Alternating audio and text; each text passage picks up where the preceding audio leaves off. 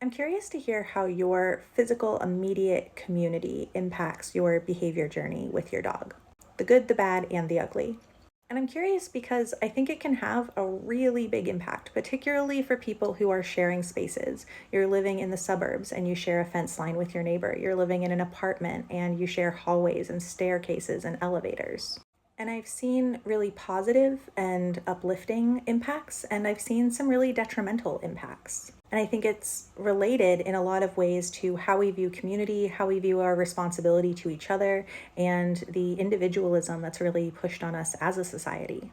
So I'll give you some examples. I have at one end of the spectrum seen situations where neighbors have either themselves been engaging in really dangerous, unsafe behaviors, or their pets have been engaging in really dangerous, unsafe behaviors, or behaviors that make the environment unsafe for my canine and or human clients, and when approached about these issues have been apathetic, cruel, uncaring, and unwilling to compromise or make change to their behavior. And I have also seen scenarios where neighbors have been neighborly and have cared about the well being of their human and canine neighbors and have been willing to collaborate and make changes, and be empathetic.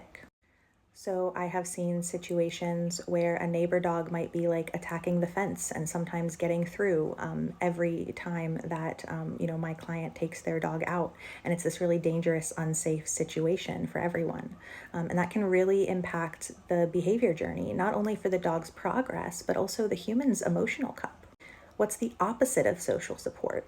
And I've also seen situations where neighbors have like collaborated their schedules and used like a flag system to say when their dog is out so that the dogs collectively can be less stressed. And what does that do for our emotional cup as well as our behavior journey? And I think sometimes with this like individualistic mindset that we're sort of raised on, there's this idea that we don't owe anybody anything. And if you want community, you have to not behave that way.